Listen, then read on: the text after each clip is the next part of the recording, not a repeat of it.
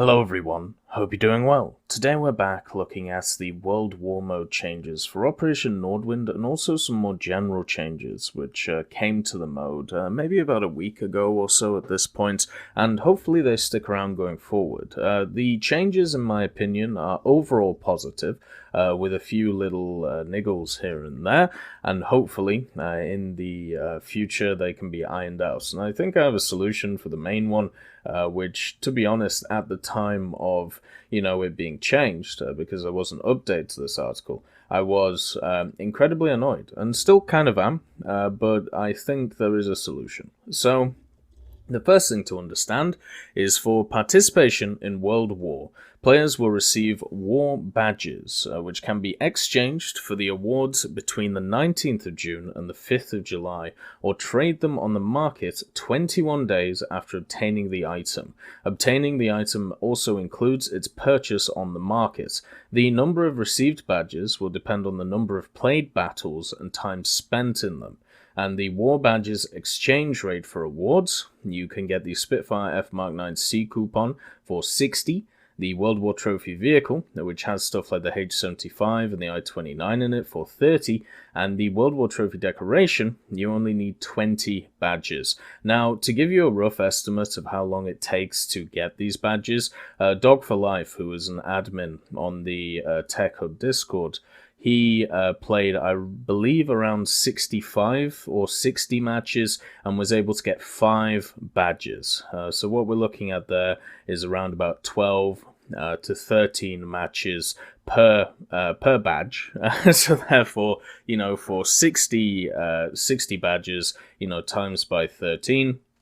So if you times it by 10, that's 600, and then times 60 by 3, that's what, 180, so you're looking at around about 780, 800, something like that. So yeah, quite a lot of missions and battles to be able to get the top prize. But before this, the top prize was actually the AMX-50.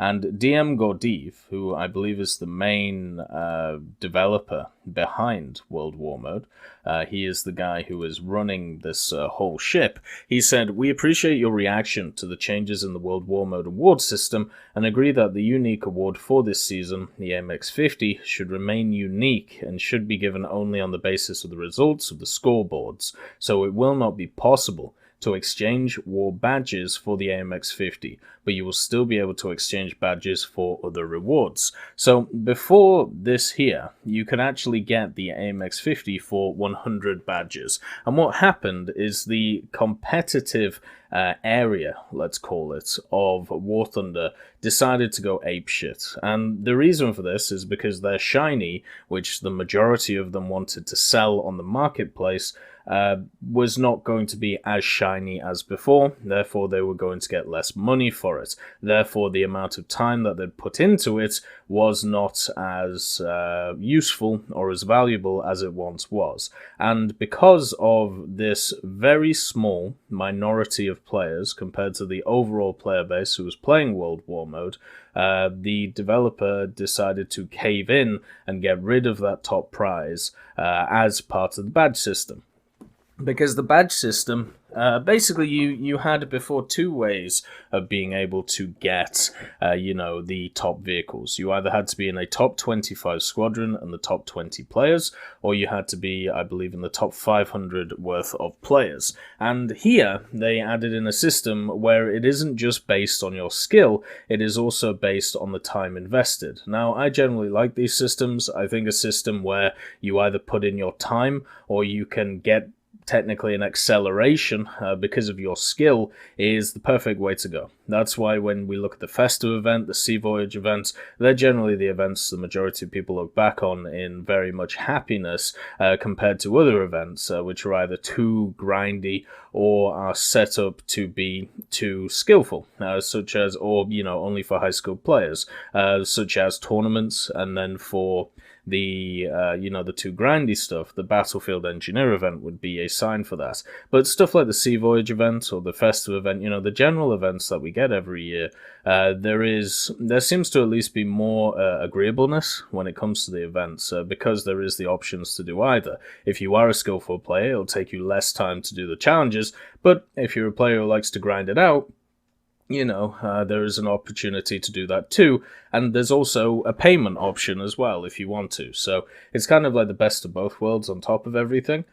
And with this system, when they had the MX50 for 100 badges, I felt exactly the same. I thought that it was the perfect balance of a system where you can either put in the hours to get the prizes, or you can be really skilled at the game. So for me, that was awesome.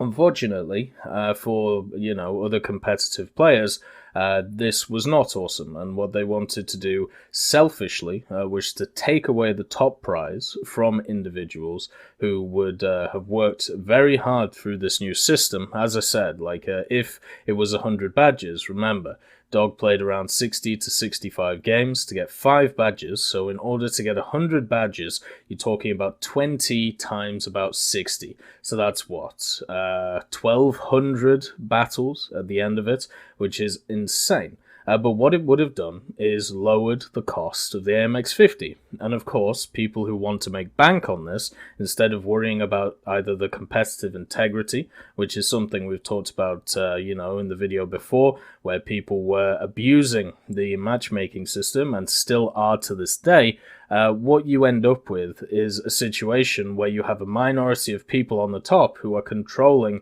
the whole system for the rest. And the biggest issue I have with this, so after the last year or so, I've been trying to talk to a lot of the guys who are at the top echelon of War Thunder, and the reason is because it would be nice to set up independent grassroots tournaments, whether it be pay-in tournaments, whether it be setting them up so, we could try something different, maybe get more people interested in the tournament scene, and none of them that I've met are interested in any way of running tournaments, or, putting up prizes, or, having a pay-in system. All they want to do is to compete in the Gaijin Run stuff, and are not interested in putting in the back work to, increase it. There's also all of the issues with the top echelon of squadron battles, where there are many different accusations flying around, and even with this World War mode, we've seen a lot of abuses of the system, especially when it comes to the matchmaker and the ELO system, which make me, well, to be honest, incredibly sad.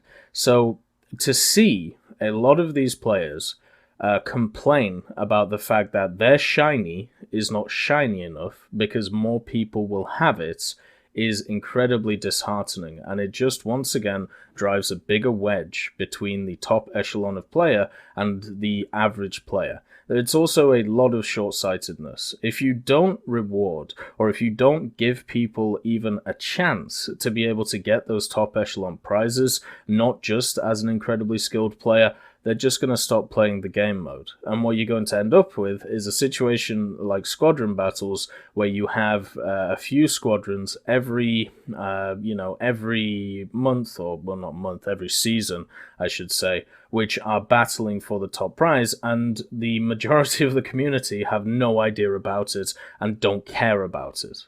It's just, I don't want World War mode to become like squadron battles, where it's just a bunch of very much ego-driven individuals trying to find the best way to break the system in order to win the prize. I would much, much more prefer it if it was more of a community-driven thing, where individuals were able to gain prizes through the system itself. And for them to take away the AMX50 prize, it just shows to me that they're catering towards the competitive players instead of the average player. Now, there is a way around this, right? Because obviously World War mode, it's in, well, I suppose it's, I believe they say it's like in open beta right now, or whatever you want to call it. Or I believe it's past that point after, this update most recent. And the way that you could fix this in the future is if you created a kind of timed exclusive idea. So the idea would be you keep the badge system, because I think the badge system is wonderful, right? It's a really good step. and, in the right direction. And then, when it comes to the prizes, what you do for the second season is the top prize that you offer to badge people is the AMX 50. So you replace the Spitfire with the AMX 50, and then you have a new top echelon prize, which goes to the incredibly skilled players. So this gives the incredibly skilled players a month of exclusivity, or maybe a bit longer, depending on, the break between seasons, but it gives the top echelon of players a month of exclusivity to have their AMX 50, either to use it or to sell it, and, you can still scalp people in that month if you feel like it, but then, after that month, on the next season, the top echelon prize for the badges should be the AMX 50. And then, as I said, you have that exclusive prize on top of it, which is the new thing. And then in the third season, whatever that new top echelon prize is, that becomes where the AMX 50 was for the 60 badges. So that is a way to fix the system in a way that benefits both parties. The ego-driven competitive side get their top echelon prize, and then, but it's basically for an exclusive time, so they can do whatever they want with it, and then open it up to the broader community. And also, on the other side, the broader community just has to be a bit more patient with the prizes, and after the second season, and it starts rolling out these exclusive vehicles at the top echelon of the 60 badges, then everything would be fine. It would fix both sides of the thing. The only thing it wouldn't fix is the people who want to scalp individuals on the Gaijin store for the AMX 50. And to be quite honest, I have no time for those individuals, as I made it clear during the Battlefield Engineer event. Yes, I understand it is your right to do it. Is it a fair thing? Of course, that is subjective. Do I like people doing it? Of course not. So therefore, I'm not interested in it. I would rather flood the system with these things than let a few individuals break and abuse a system to scalp people. The next one is the rating system for the best players of the season scoreboard has been reviewed. So now in the best players of the season scoreboard, battles where players played in the operations of their squadron will not be counted. Such battles will be counted as before in the best squadron of the season scoreboard. It was not fair to include the rankings of squadron players in both season scoreboards simultaneously. So this one has annoyed a lot of, once again, ego-driven people. And it basically means that the time that they invested in the system, which was, the World War Mode system, meant that they could no longer double dip in that system. What was happening was if you were in the top echelons of the squadron battles, which the Techie S is, and, we've dropped down a little bit now, but at the time, I believe we were number 3 or number 5, something like that. And what happened was you would be not just in the top echelons of the squadron parts, you would also be in the top echelons of the individual player part. So by separating the two systems, you now have made it so squadron players still can get individual rating, but they have to do it outside of their own squadron operations. So you can still effectively triple dip, in the individual the individual player rankings, the squadron rankings, and then the badge rankings. You can triple dip 3 prizes in this system, but what you cannot do is abuse the system as badly as it was been doing, because once again there was not as much incentive for the individual player to play this mode, and now with this new change there is much more incentive for an individual independent player to play this, instead of it being dominated by, once again, the top echelon of squadrons. Because what will happen is after a few seasons a lot of squadrons will just give up and not bother with this system, because why would they? If you're not going to be near the top and you're not really getting any prizes, who would torment themselves with that? Especially with the way that it's running now, where people are not expanding their squadrons to try and get more people in. The next part is part of the share that players received from the operation of their own squadron will be deleted from the best players of the season scoreboard. Ratings of the best squadron of the season scoreboard will not be changed. So, as I said before, just making it so squadron members who are playing in their squadron battles, that rating does not go towards their individual rating when it comes to the best players of the season. I think that's completely fine. Splitting up the two systems is much better. It means that, people can't abuse the system. I heard stories of people going from 800 ranking to 400, showing that the majority of the players, or at least half of the players who were above that 800 ranking, were squadron-based players. So I'm much happier with this system, and definitely think it is a positive change to the game. A bug where a player's World War Mode statistics were not displayed in the World War Mode tab in the Squadron panel has been fixed in the nearest update. So this is an interesting one. If you don't know, if you click your squadron, there are 3 tabs: Arcade, Realistic, and then World War. Now, it's interesting for 2 reasons. So, one of the facts is, if you are in a top 25 squadron, but you are not in the top 20 players in that squadron, you will not get your hands on the AMX-50. You'll probably get the Spitfire or another vehicle or decoration. And what this means is you are not just fighting against the enemy, you are also fighting against the people in your squadron.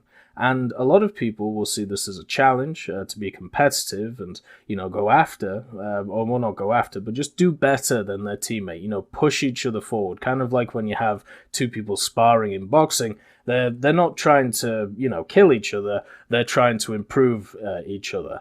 But there is always going to be that subset of people who, instead of trying to just better themselves and better the squadron members around them, they're going to look at their system, go, well, I'm ranked 21, I'm annoyed, let's go make sure that guy in rank 20 or rank 15 doesn't do very well, and therefore I can garner those places. So what this does is it creates rifts inside of squadrons if you have this information available to you. I thought it was much better when people did not know that information. So therefore, but when the end of the season comes around, it just tells you your rank in the squadron, and then it gives you the prize accordingly. If you have a situation where individual squad members know where they sit in the table, it is just setting it up for them to fight each other or to backstab each other for these prizes, because these prizes are pretty good, right? Like they're generally very nice, especially the top echelon ones. It's a lovely thing, to get these gift vehicles. But if you have individuals who are wired like this, then what are you gonna do? Like, you're just gonna have your whole squadron fall apart because of backbiting, and it's just not good. You either have 2 modes. You either want to fight individually in a PvP setting, or you want to fight in a squadron versus squadron setting. And since we are technically fighting in a squadron versus squadron setting, like that is how this is all set up, I don't think there should be a system which shows you, if you are going to have to fight your own squadron members instead of the enemies. That is counterproductive, let's say, to the whole system, and will just make everything a lot harder. Filters for types of participating vehicles have been added to all the battle windows. So for aircraft, only aircraft armies are participating in the battle for both sides. Makes sense. Army, only ground armies are participating in the battle for both sides. Once again, makes sense. The aircraft plus army, ground and aircraft armies are participating in the battle without any reference to sides. So yeah, just making everything a little bit more clearer, making sure the individual fights are much clearer to what you can bring in. There was a bug that caused players respawns outside the battle area. On the defense missions in the locations Finland and Frozen Pass have been fixed. Well, that's kind of nice. Can you imagine that? You just spawn and you end up in the river or the lake or whatever that is on Finland. That would suck. A bug where the enemy tracking camera... In ground battles in which an infantry army is participating on both sides, the chances of getting aircraft by players has been reduced. Well, that's good. Otherwise, it would create a supreme advantage for one side over the other. A bug where the enemy tracking camera wasn't working for aircraft has been fixed. Lovely. So a few bug fixes, and overall, a lot of really nice changes for the individual player. And understand, because of this system, I, as an individual, technically lose because of this system. You know, I'm going to be in a top 25 squadron. You know, we're just outside of it right now. We were in it the whole time. We just basically lost one battle, and that knocked us around about 30 places, which is crazy. And then on top of this, I am, I believe, number 7 in the Techies squadron. So just understand, if I have everything to lose with this system, right? Lose Gaijin coin, lose value on stuff that I get, and I still disagree with the idea that we should make the AMX-50 this exclusive thing. I would much prefer if it wasn't as exclusive as is painted here. So yeah, just understand that. You know, I'm not coming from a place of bias. Technically, I'm arguing against my own interests in this video.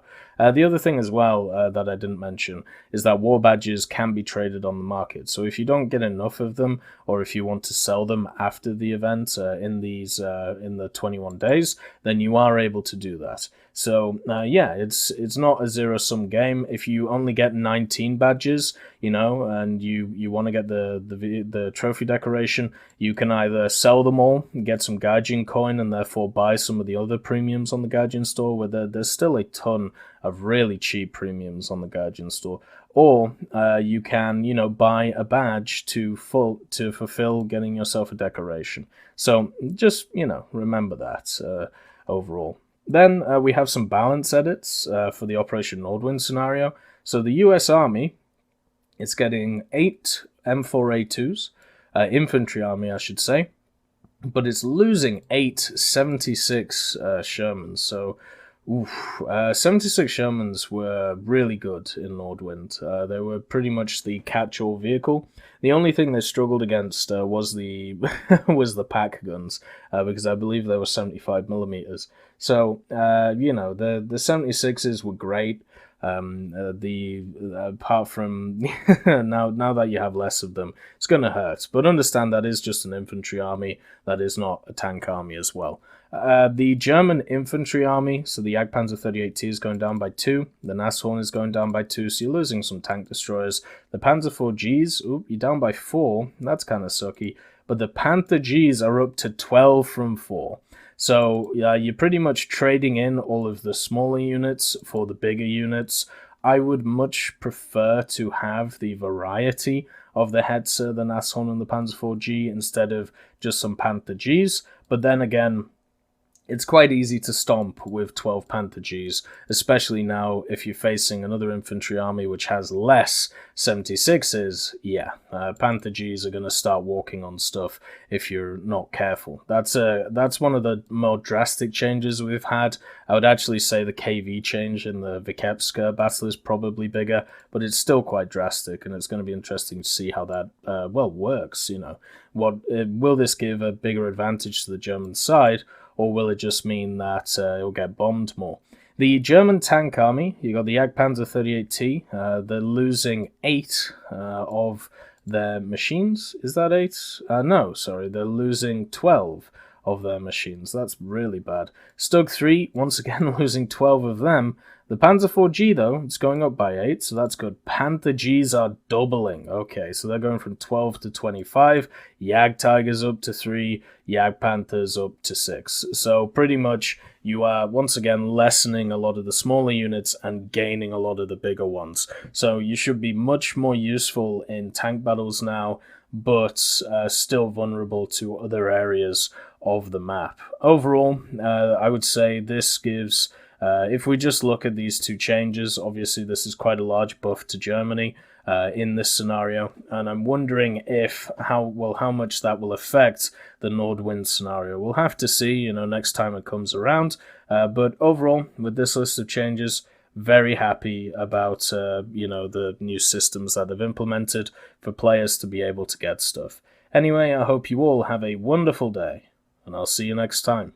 I'd just like to thank B. Young, Blackie, Cyborg James, Daniel Stanton, John Ryman, Martinez, Matati, Moxie, Nito, Nick Graham, Alobralo, Sebastian Corona, Super Cacti, and Elove Goats and Seductive Trash Can for supporting the channel.